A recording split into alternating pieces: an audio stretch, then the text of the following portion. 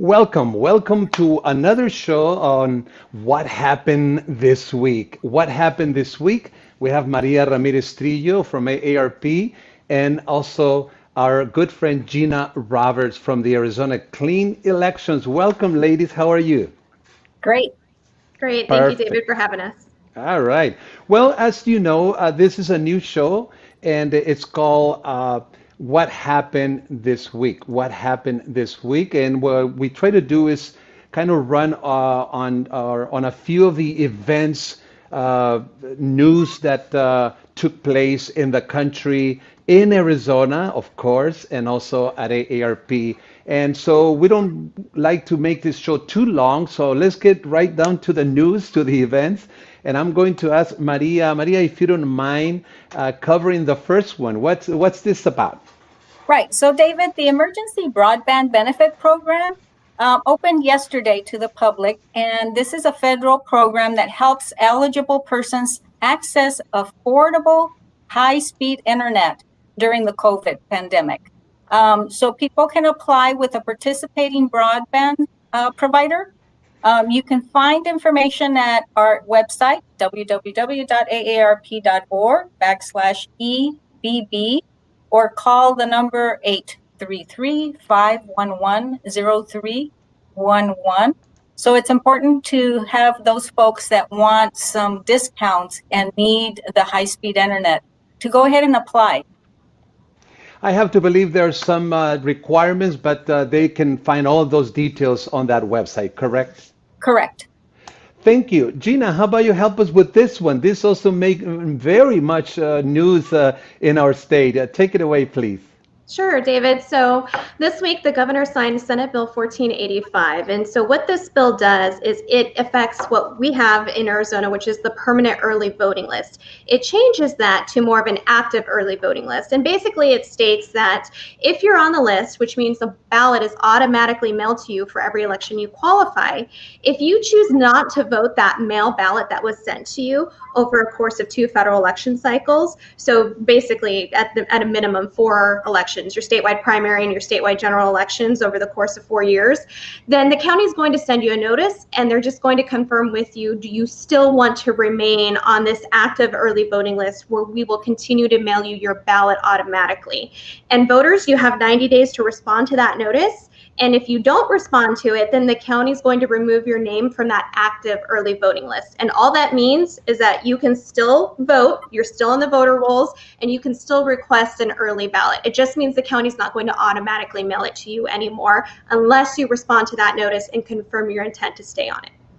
Do we know if somebody doesn't respond and is taken out of the list, if they can always go back and re or ask to be added to that list?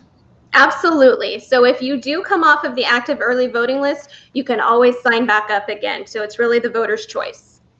And just playing the devil's advocate, because we know this is a very controversial issue. So potentially people could be taken out of the list if they don't respond to the postcard or whatever communications or vehicle the recorder chooses to use, correct? They could be taken out, but if they respond, then there should be no problem.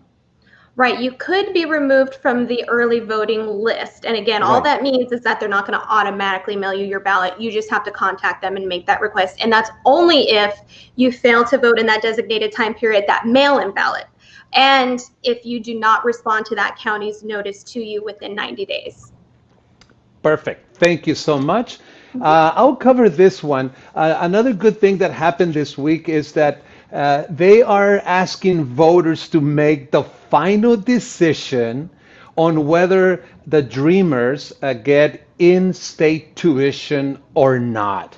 Right now, Dreamers who basically go to college are paying 150% of those that live in the state, and that equates to about $6,000 or more a year to attend one of our state universities. So rather than the legislators deciding whether this is, whether they should pay the in-state tuition, they are going to allow or ask the voters to decide on a 2022 ballot. So here we go, right? Now the time starts ticking for people to get informed and get ready to make that very important decision. There's some elements here about that, but I think Arizona is just one of 6 states that prohibits in-state tuition for Dreamers.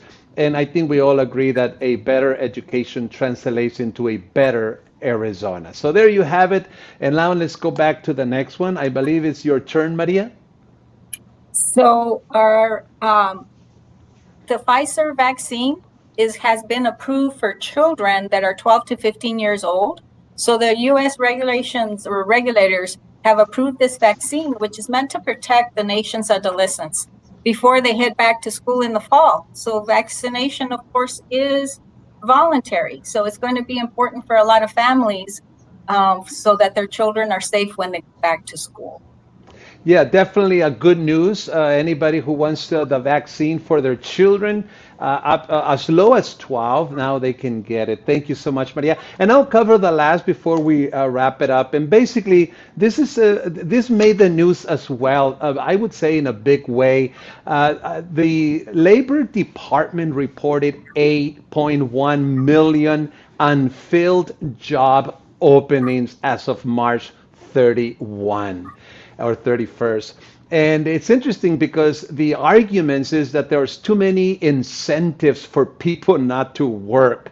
And so they're working on eliminating some of those, if you will, incentives because there's just a lot of need for workers. And it's interesting that I did not include the following points that I have here on a piece of paper because it was just released. I think earlier this morning. I'll get my glasses and read them to you. But some of the changes is that the weekly supplemental $300 a week is for unemployment benefit is ending July 10. So definitely that will be ending, and because some people think that because they get this supplement or supplemental benefit that folks prefer not to work, right? And then there's the 3 additional months of child care assistance for those that decide to go back to work. And then there's also, they're going to be giving bonuses for people to go back to work. They're going to be incentivizing workers, $2,000 bonus for full-time work and $1,000 for part-timers. Obviously, there are other incentives, but the bottom line, there is a big need to fill this 8.1 million unfilled positions, and they are eliminating some incentives, and they are obviously adding some incentives for people to go back to work. Well, this is basically the end of the show. I want to thank you, Gina Roberts from Arizona Clean Elections, Maria Ramirez from AARP. This is just a quick run of some of this of what made the news. Thank you again for joining us today. Thank you. Bye-bye. Perfect. Well, see you next time for another show on what happened this week. See you next Thursday at 3 p.m. Have yourselves a great day. Bye-bye.